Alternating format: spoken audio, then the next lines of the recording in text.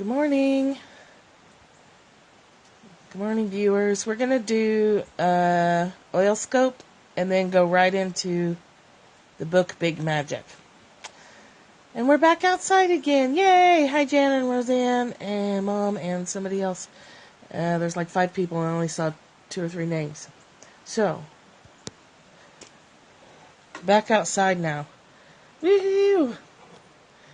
Hello, I'm Shaw. Yay! We're back outside. You can see all the junk behind me.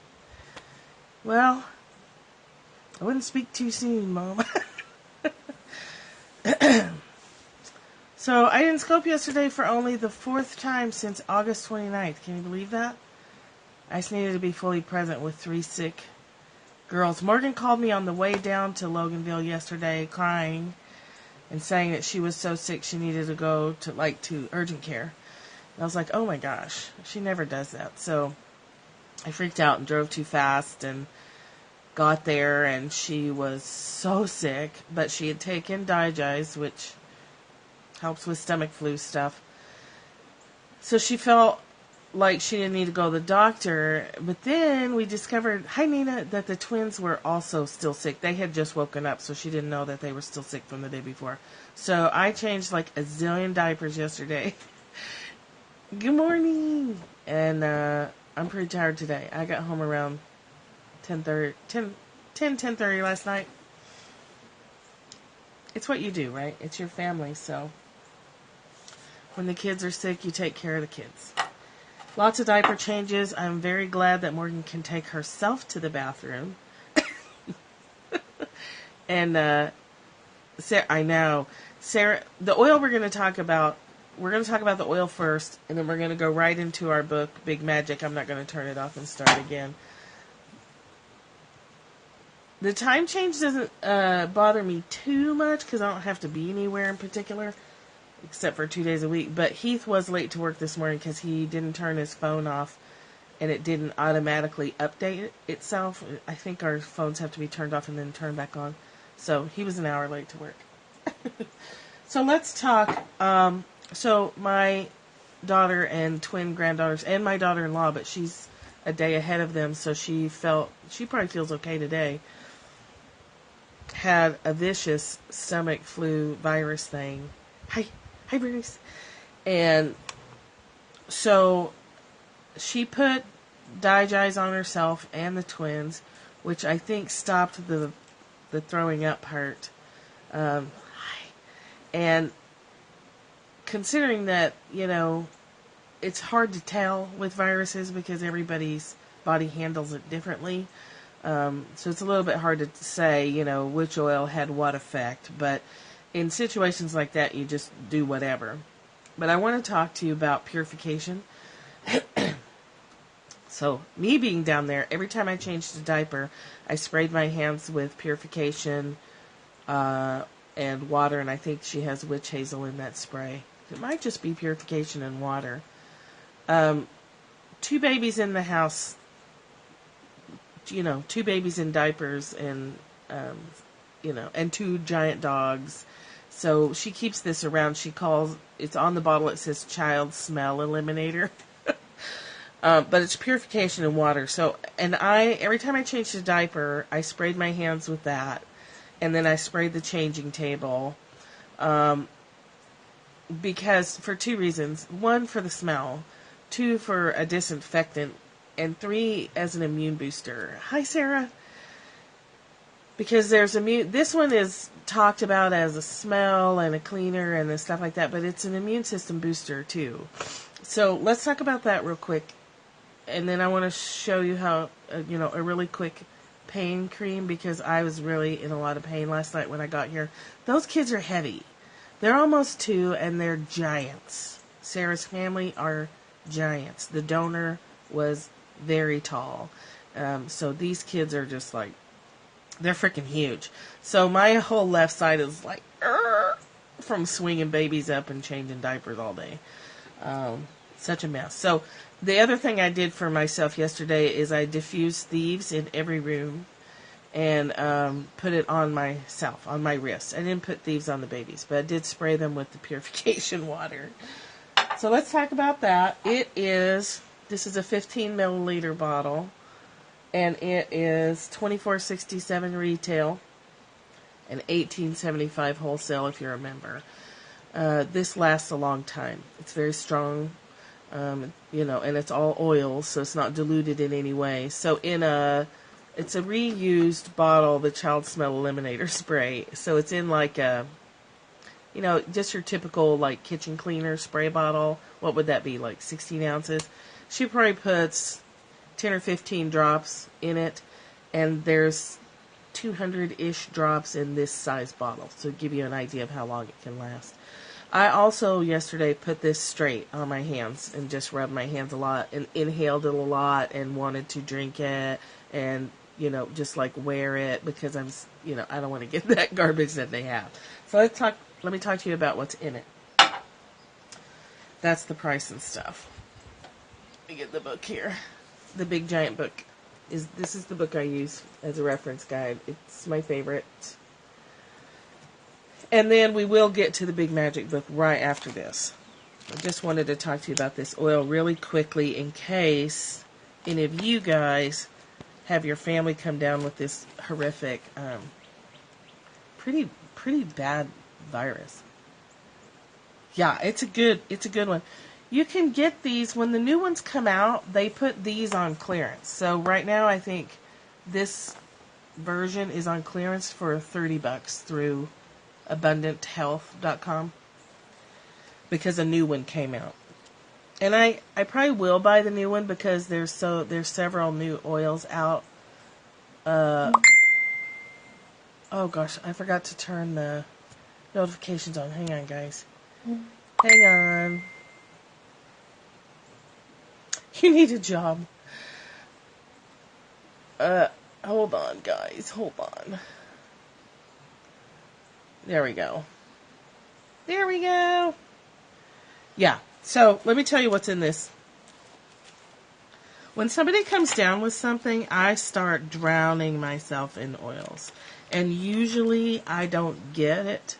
And if I do get it, it doesn't last more than a couple of days. Of course, with a stomach flu, it doesn't last more than a few days anyway. But I mean, like, your colds are typically like 7 to 10 days, 14 days. Mine will last a couple of days if I do get it. So sorry, I should have opened this before I got you on the line. Okay, the oils in the purification blend are antiseptic, antibacterial, antifungal, sanitizing. It's useful for killing odors. We know that a lot of odors are bacteria driven, so it's good for your trash can. It's a great Lysol replacement and hand sanitizer replacement. Please don't use hand sanitizer. My God, that stuff is awful. It also gets rid of, and we've proven this here, diaper pail, doggy smells, yes, and the changing table, and just the baby's room in general gets this spray a lot. It works to get rid of spiders. I mix up purification water, witch hazel, and something else. Oh, straight citronella, and it'll get rid of spiders and keeps mosquitoes off of you. I mean, this is like a really multi-purpose blend. So even if you're paying retail $24.67, you're getting like multiple uses out of one blend. So it purifies and cleanses the bacteria, neutralizes mildew, cigarette smoke, repels bugs, insects, mice. It has, let's see, so it'll take the swelling down on a bug bite. And it's okay to use for first aid for like minor wounds and cuts. Before I started using citral oils, those citronella candles and citronella tiki torches for summer used to give me migraines. So I thought that I really hated citronella oil. So I really didn't even know how much citronella can do because I didn't want to try it because it made me sick. But it was the cheap citronella that was making me sick. Real, pure citronella from the plants. No headache. It smells fantastic. It smells really clean and fresh and kind of citrusy. So I was using purification for a while and never even realized that citronella was in it. Who knew? So the first oil in here, and the label is new now. This is one of the older labels. And this bottle's not open, come to think of it. If somebody wants it, if you'll PayPal me $25, I'll send it to you free shipping. Yes! There's a PayPal link in my bio. Shoot me $25, I'll mail it to you. If you want it. So, citronella has antiseptic, antibacterial, anti-inflammatory, deodorizing, insecticidal, purifying. I feel like sometimes this book uses a lot of synonyms. We get it, okay? Like it's really clean. It is really clean. It does smell really fresh. I have a bottle of just citronella oil for the summer. And if you're a member, get your citronella quick because it sells out in the summer because you use it so much outside. Very clean. The next oil is lemongrass. So if you've ever had lemongrass in your food, you know it smells like lightly citrusy and delicious. It is also antiseptic, antibacterial, anti-inflammatory, a sedative, so it's calming. It wakes up the lymphatic system. This could be a massage oil if you like the kind of, it's not warm, it's like a cool smell. It also helps lift the spirit, lemongrass. So it's a mood lifter too. The next one is rosemary. You've smelled rosemary plants before, so you know like that kind of intense smell. It is good for reducing mental fatigue. It may improve circulation and stimulate the nerves. Another antiseptic and anti-infectious oil. Then it has melaleuca in it. So we all know how awesome tea tree oil is. So there's a little touch of tea tree oil in here too. So you can see why I use it extra much in combination with thieves if I'm trying really hard not to catch the flu from some disgusting toddler. Melaleuca does, I mean, my God, you can't even say how many things melaleuca oil does. So a cleanser, detoxifier, antibacterial, immune stimulant, huge immune stimulant. You can use it on minor cuts and wounds and stuff like that. The next oil is lavandin. Lavandin is a hybrid lavender. It's lavender. It's a hybrid blend of lavender. So if you're allergic to lavender, you may want to patch test purification first and make sure you don't have a reaction to it. It's an antifungal, antibacterial, antiseptic. And then the last one is myrtle. And myrtle is a decongestant for the respiratory system and helps improve oxygenation and works as an expectorant in discharging mucus. So the oils in this blend are effective for dealing with emotional balance, skin, digestive system. This blend is great for air purification. When illness is in the home, diffuse for 1 hour and then wait for 2 hours. Diffuse for an hour, wait for 2 hours. Repeat this pattern as desired. You can diffuse it in the office, barn, or garbage area. You can put it on a cotton ball and stuff it in an air vent to freshen the car. Oh, it's great. It's excellent. So it has the mental, uplifting, like refreshing properties to it while it's boosting your immune system, while it's cleaning the air.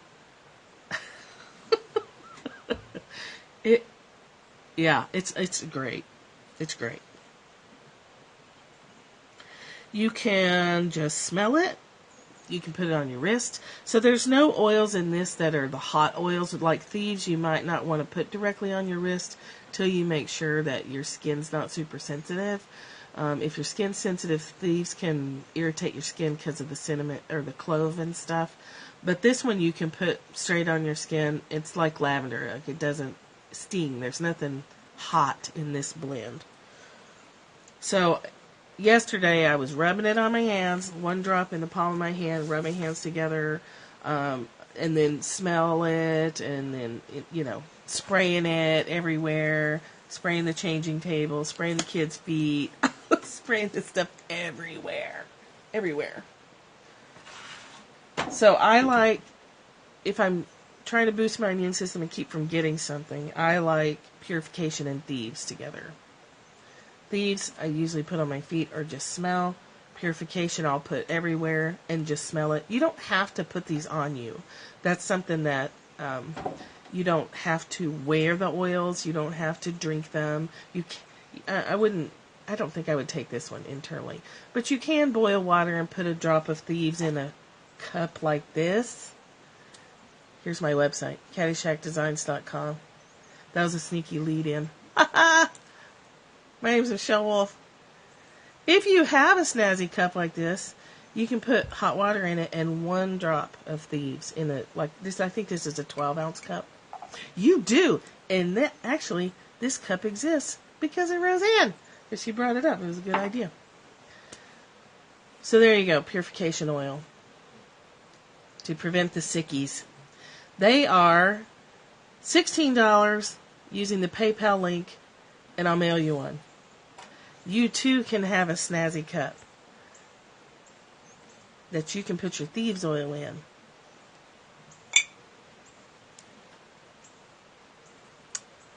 Who?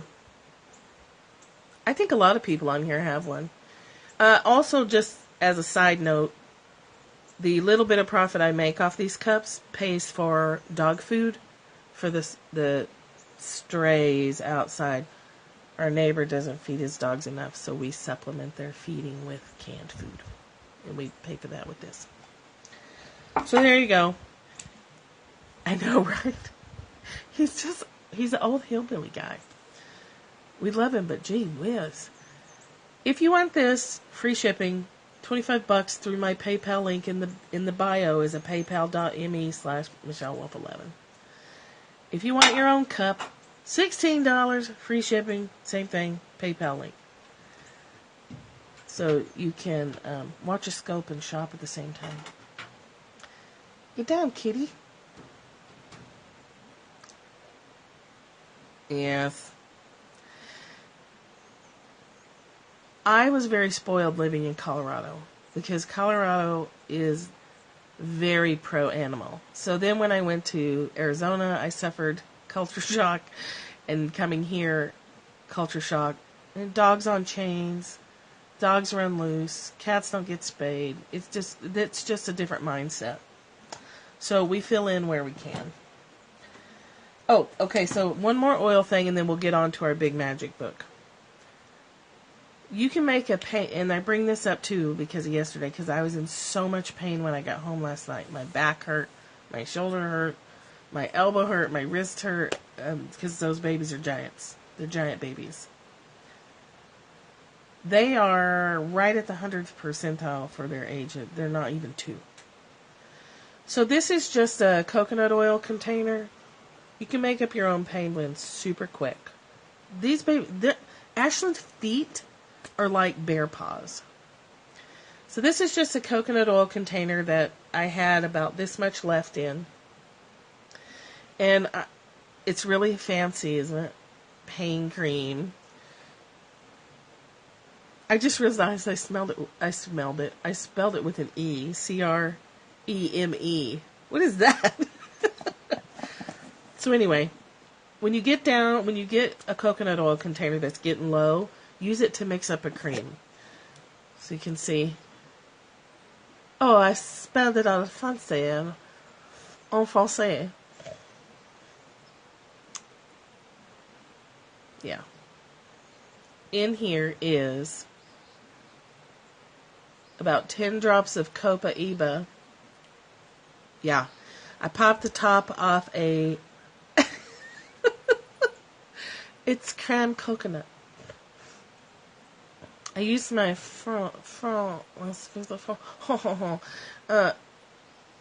about 15 drops Copa Iba is in here.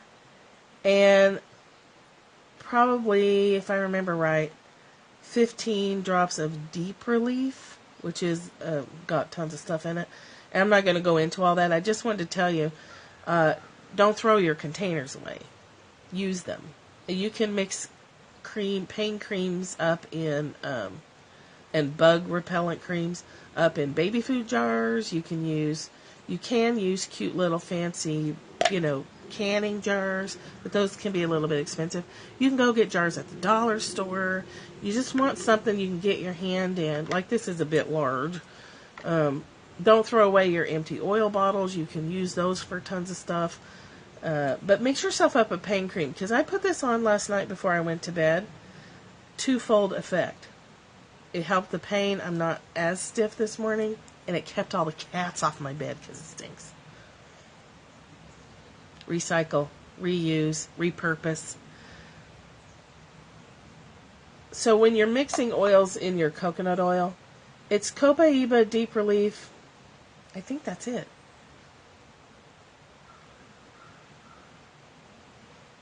I feel like that's it. There might be something else in it. This particular pain cream you can see demonstrated on my Catch page, katch.me/MichelleWolf11. Scan way down and you'll find a Young Living demonstration when I mix this up. So then you can hear exactly what's in it and exactly how much I put in it. It's way far down. So it would be last summer. Probably, I want to say sometime in August. You can also use Panaway, Deep Relief, Wintergreen by itself. The reason I did this is I dropped the Deep Relief bottle and the fitment popped off. So I just used it in this. Anyway, just quick note. katch.me/MichelleWolf11. Way down last summer. There's this bottle. I mixed it up live. Yeah, it was a sad day. It was a sad day. Let's talk about Big Magic. I know technically it's a Tao Te Ching day, but I didn't want to miss this book. And since I missed it yesterday, which can I just tell you, it was very hard skipping a scope. It felt really weird. Thanks. Hard to skip a scope yesterday. Let's move on to this. Now that I've tried to sell you everything under the sun. Cups and oils and pain creams. Damn babies. And actually this time we can't blame the babies for making everybody sick. I believe that Sarah brought that home. Okay.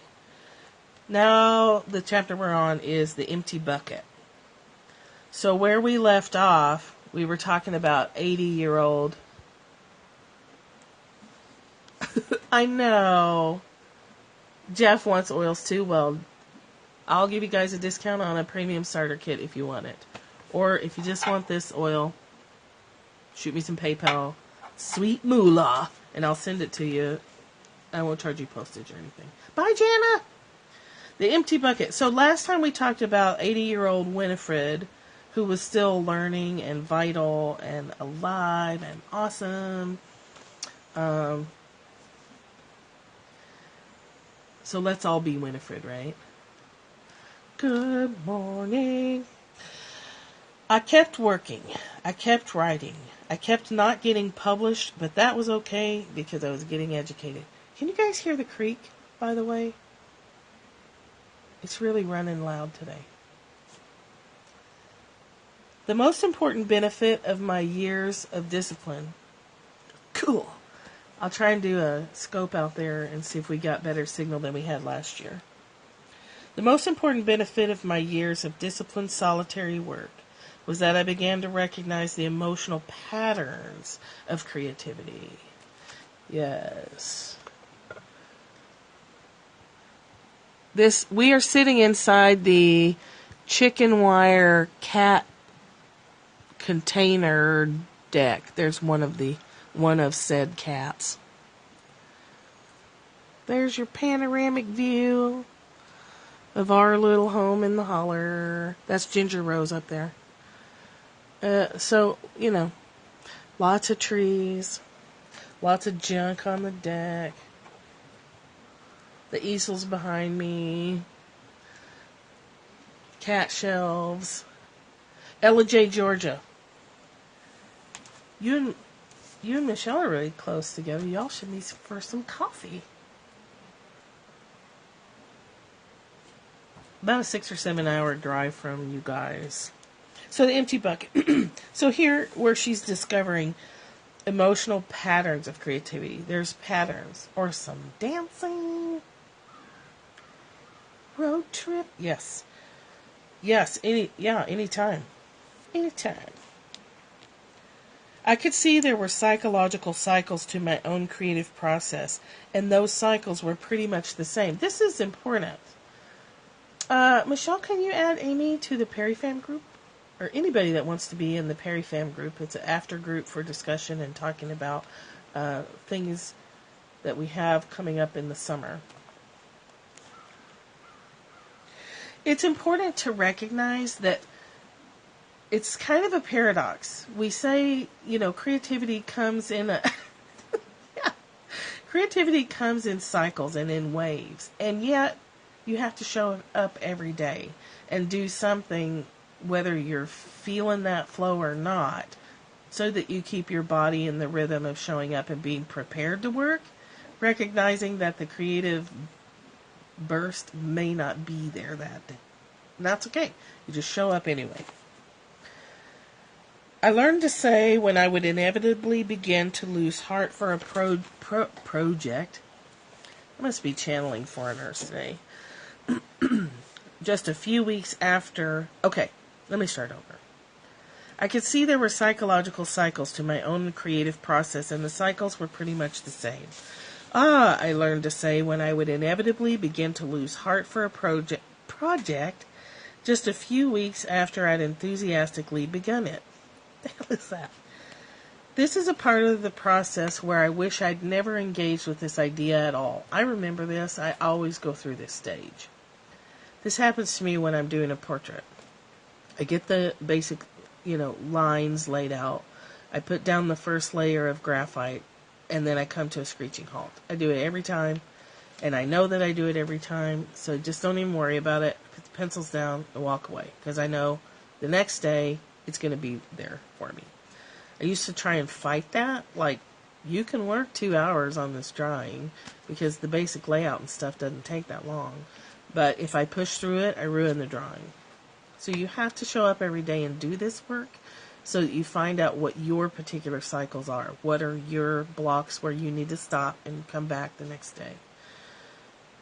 Or she would say, this is the part where I tell myself I'll never write a good sentence again. Or, this is the part where I beat myself up for being a lazy loser. Or, this is the part where I begin fantasizing in terror about how bad the reviews are going to be, if this thing even gets published at all. Or, once the project was finished, this is the part where I panic that I'll never be able to make anything again. I have that one too. When I finish a drawing, a poem, a book, a whatever, even a blog post, I always have this moment where I'm like, that's it, I'm done. That's all I can do. I will never write a decent sentence again. I don't know why that doesn't go away when you have years of feeling that and knowing that it's complete and utter garbage, but it doesn't go away. My dad used to play in a band.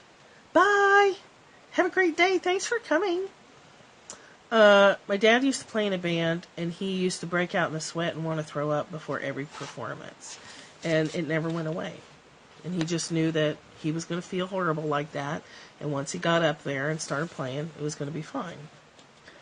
So you learn what your creative cycles are. You learn how to work with your particular system of tripwires and booby traps. Over years of devotional work, I found that if I just stayed with the process and didn't panic, I could pass safely through each stage of anxiety and on to the next level. I heartened myself with reminders that these fears were completely natural. They're human reactions to interaction with the unknown. Yeah, like you could use up your creativity. Like you could run out. You can't run out. You can turn the faucet off and not let any in, but you can't run out. If I could convince myself that I was supposed to be there, that we are meant to engage with inspiration, and that inspiration wants to work with us, then I could usually get through my emotional minefield without blowing myself up before the project was finished. At such times, I could almost hear creativity talking to me while I spun off into fear and doubt. Stay with me, it would say. Come back to me. Trust me. I decided to trust it. My single greatest expression of stubborn gladness has been the endurance of that trust. A particularly elegant commentary on this instinct came from the Nobel laureate Seamus Heaney. Oh my God, do you guys know Seamus Heaney? He died, I think, last year or the year before. He's an Irish poet. Excellent, excellent work.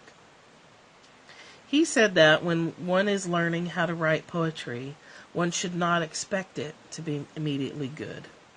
The aspiring poet is constantly lowering a bucket only halfway down a well, coming up time and again with nothing but empty air. The frustration is immense, but you must keep doing it anyway. After many years of practice, Haney explained, the chain draws unexpectedly tight, and you have dipped into waters that will continue to entice you back. You'll have broken the skin on the pool of yourself. That's awesome. And the next chapter is called The Shit Sandwich. Back in my early 20s, I had a good friend who was an aspiring writer just like me. I remember how he used to descend into dark funks of depression about his lack of success and his inability to get published. He would sulk and rage. I don't want to be sitting around, he would moan. I want this all to add up to something. I want this to become my job. Broken the skin on the pool of yourself. Not particularly an appealing image, actually. Even back then, I thought there was something off about his attitude. Mind you, I wasn't being published either, and I was hungry too. I would have loved to have all the same things he wanted, do you? It's interesting. If you're the well and you break through the surface, you have access. But he's saying you've got to keep dropping the bucket in the well before you even get to the surface in order to break through. Yes, it's very graphic. I just keep seeing a gravy bowl and gravy skin, so that's not too appealing to me. Roseanne, stop it. Okay, there you go. You're a recovering perfectionist. Okay, I'll accept that. I wasn't being published either, and I was hungry too. I would have loved to have all the same stuff he wanted. I was no stranger to disappointment and frustration, but I remember thinking that learning how to endure your disappointment and frustration is part of the job of being a creative person. If you want to be an artist of any sort, it seemed to me, then handling your frustration is a fundamental aspect of the work, perhaps the single most fundamental aspect of the work. The frustration is normal. Normal. People hit that frustration and they think they're doing it wrong. They're actually not doing it wrong. They're doing it right. If you weren't frustrated, you wouldn't be pushing through your limitations. You wouldn't be opening up to that creative power of all that is if you weren't getting frustrated. It's paying your dues working through that frustration. And it doesn't go away. The only thing that goes away for me is understanding that it's temporary. Cognitive dissonance feels dissonant till you learn to assimilate the information or reject it. So there you go. And Roseanne, the world is waiting for your creations. The fun part, the part where it doesn't feel like work at all, is when you're actually creating something wonderful and everything's going great and everyone loves it and you're flying high, but such instances are rare. Love your demons. You don't just get to leap from bright moment to bright moment.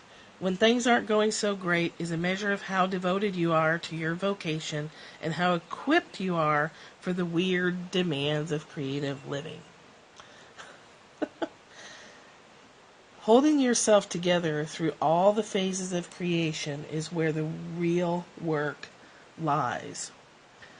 So you can do that thing that also Elizabeth Gilbert recommended. I love the part of me that's using perfectionism as a reason to not create.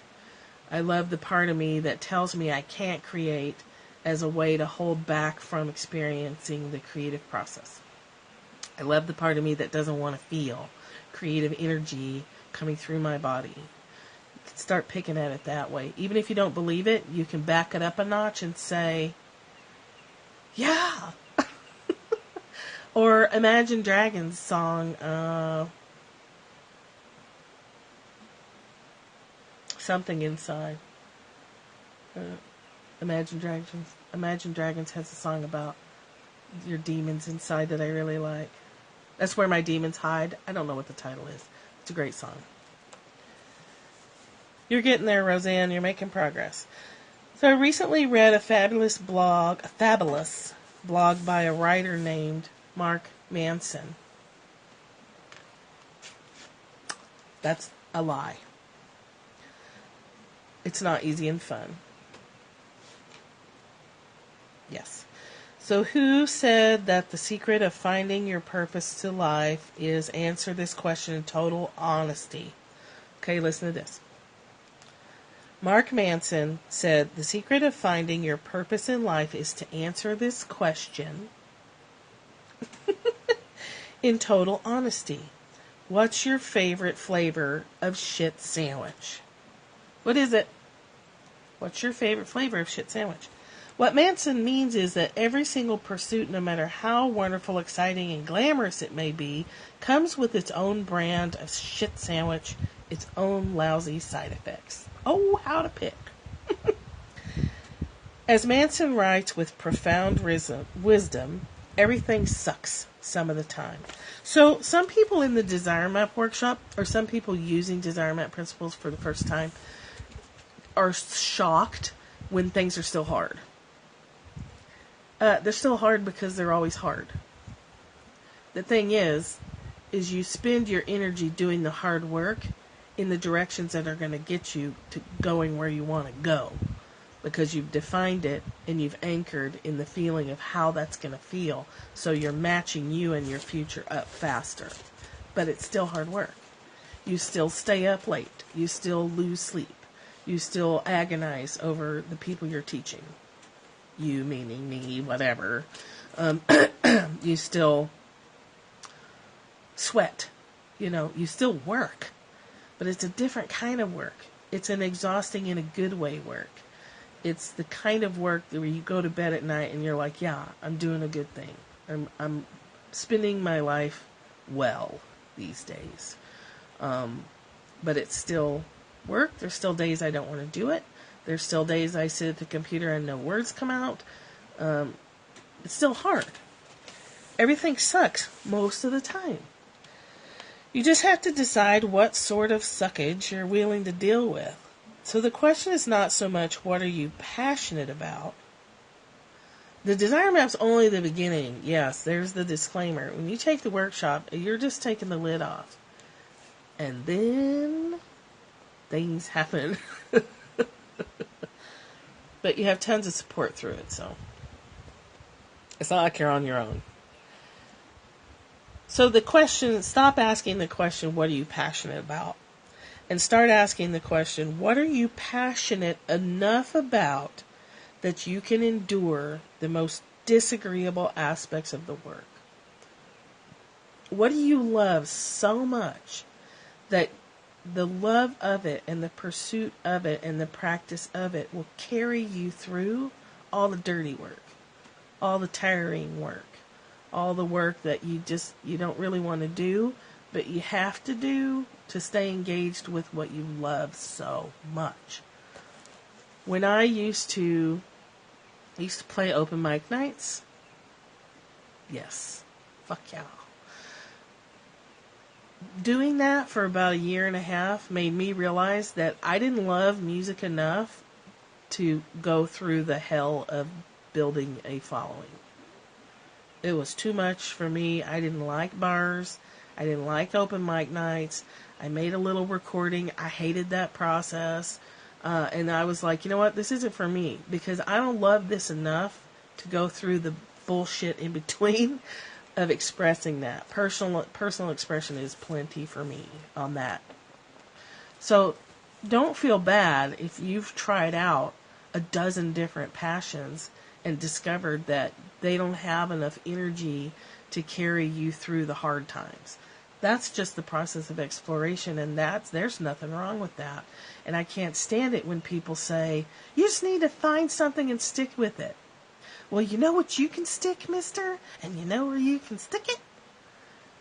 Do whatever you want. Explore whatever you want. You have to explore it sometimes to figure out if the passion is enough to carry you through the hard work.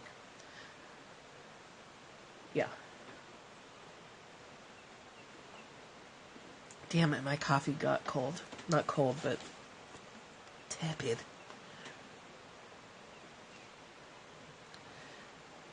If you want to be a professional artist, but you aren't willing to see your work rejected hundreds, if not thousands of times, then you're done before you start. If you want to be a hotshot court lawyer but can't stand the 80-hour work weeks, then I've got bad news for you. Because if you love and want something enough, whatever it is, then you don't really mind eating the shit sandwich that comes with it. If you truly love having babies, you don't care about the morning sickness. If you truly want to be a minister, you don't mind listening to other people's problems. If you truly love performing, you will accept the discomforts and inconveniences of living on the road. Right. If you truly want to see the world, you'll risk getting pickpocketed on a train. If you truly want to practice figure skating, you'll get up at dawn on cold mornings to go to the ice rink and skate.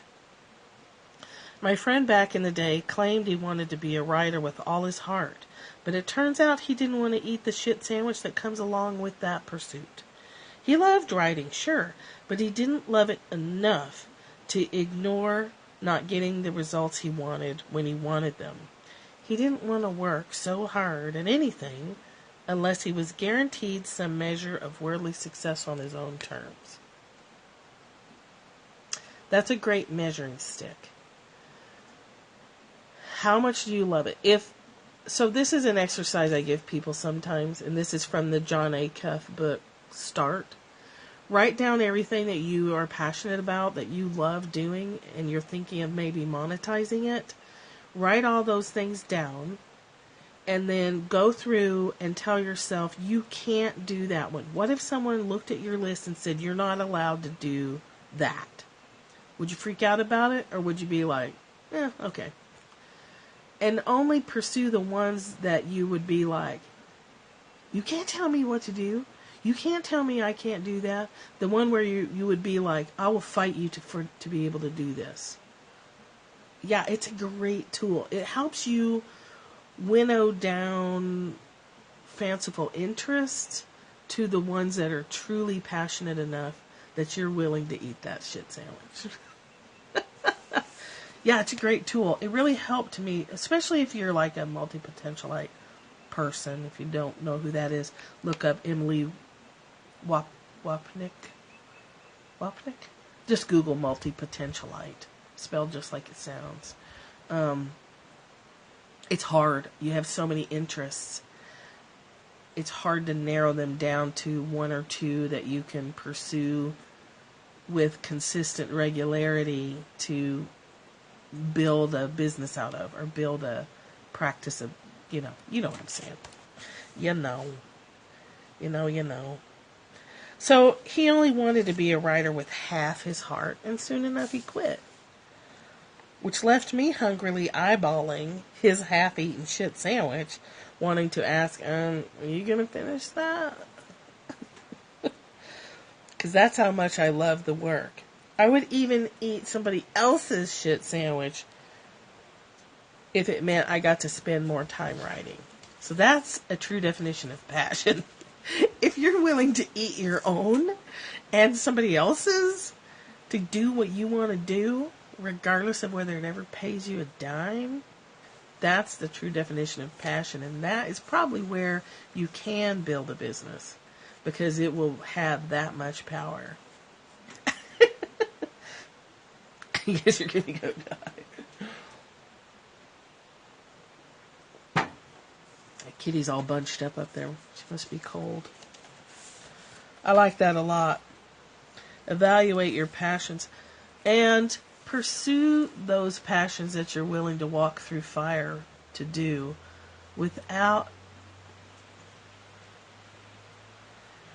how can I say that? Like, it's great to want to monetize it, and it can't be your only goal, because it takes a long time for the money to show up. You might have to move through some mental blocks. It takes time, even if you don't have mental blocks, to build a following and find the right social media platform for you, and to, get your work out there in the world. It takes time. So if you're waiting for it to pay your rent, you'll lose it. Yeah, you'll lose it before the money shows up. And by time, I mean, they tell you an average of 2 to 5 years. 2 to 5 years.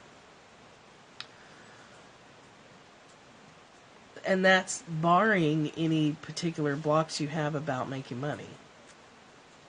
Yeah, you do it because you have to do it. I also tell people, look around in your life, if you're trying to decide on building a career.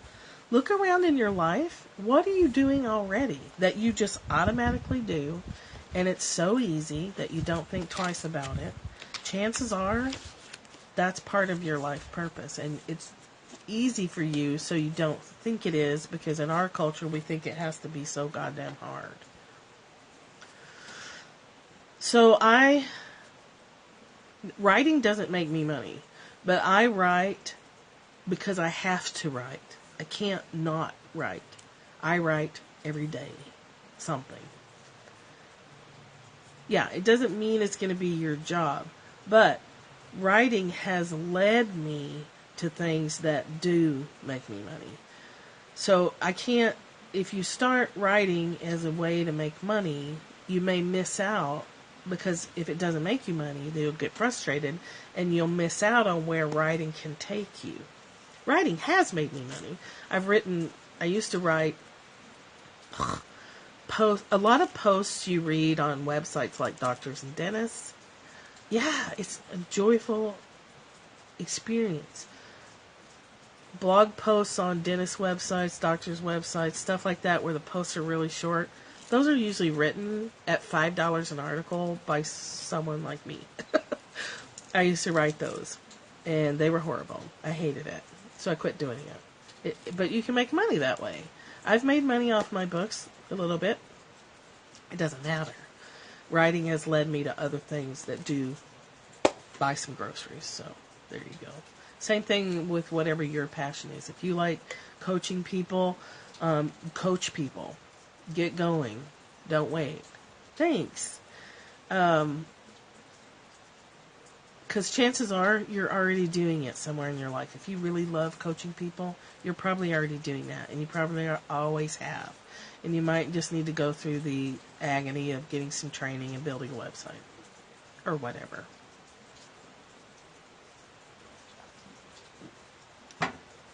Okay?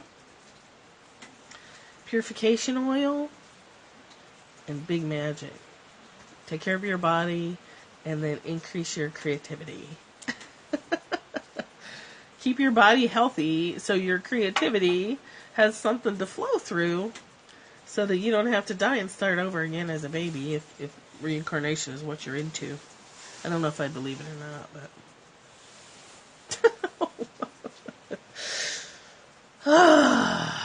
that's all I have today. Look at this kitty.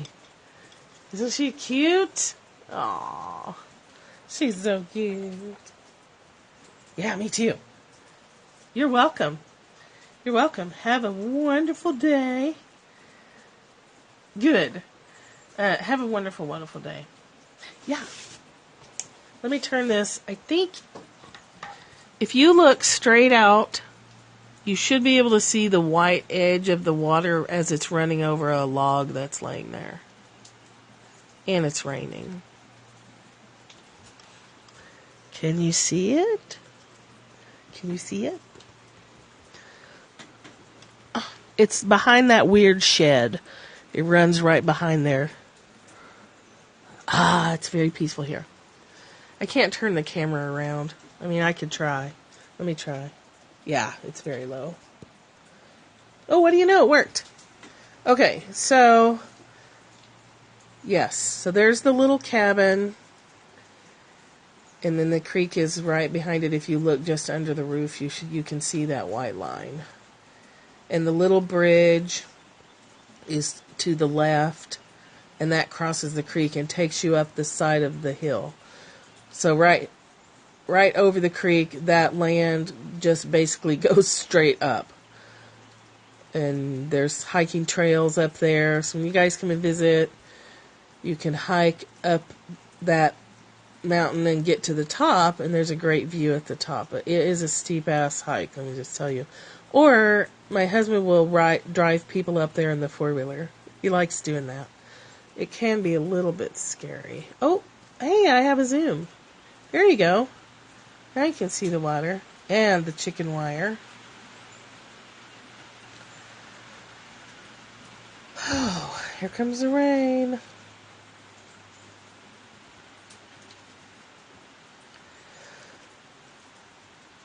So I'll just leave you with this. You can hear the rain on our metal roof. Hi, Carol. Carol. I feel like I'm constantly mispronouncing. Falling on your head like a memory. Hello, hello. Nice. We're just looking at we just are finishing up. We're just looking at the creek. This is the view off my deck where I scope from and when it's warm enough. Eurythmics, we're also playing Name That Tune with Amy Blue. Sorry about all that junk out there. But this is the creek right in front of my house. And there's a little bridge to the left. Oh, we love it. And then the land on the other side just goes straight up.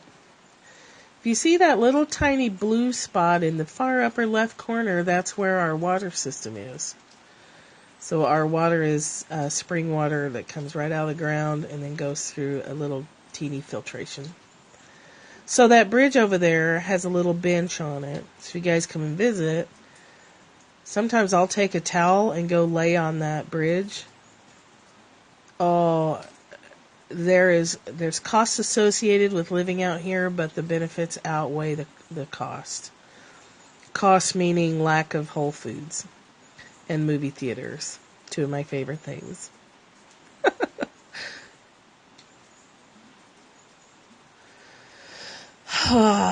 Everybody just take a deep breath.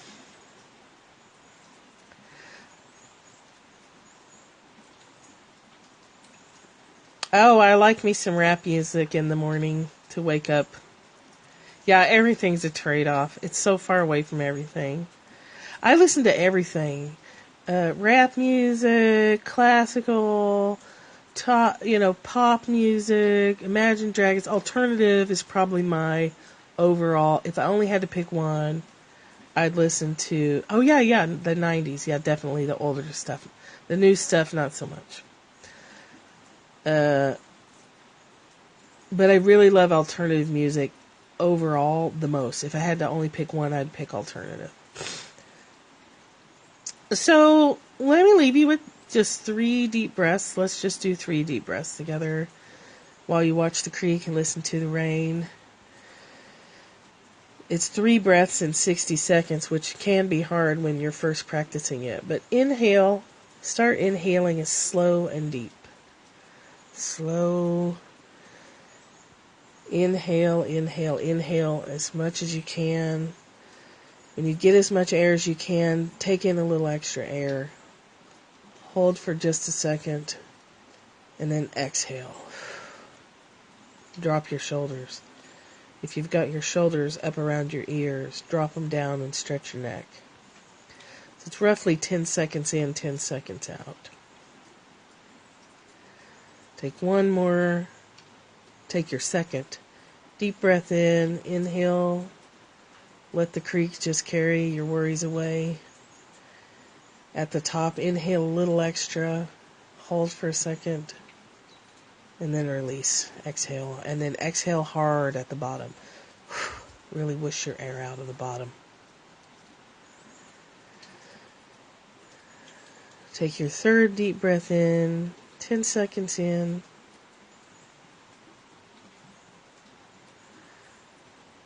Look at the water falling. Feeling your body relax. A little extra air at the top. Hold for a second and exhale. Push out air at the bottom hard. Push your belly button to your spine. Exhale any leftover air. So I'll just leave you with a little bit of relaxation. You can do that breathing exercise anytime you want. You can imagine the creek anytime you want. You got any worries? Imagine writing them on a piece of paper and throwing them in the water and let it just be carried away. The solution will come to you when you stop worrying about it.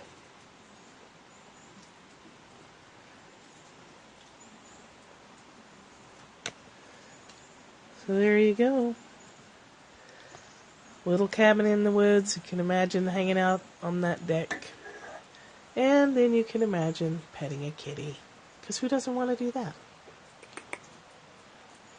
Especially a lavender kitty. Alright, have a great day. I'm going to go do nothing. Love you guys. Talk to you later.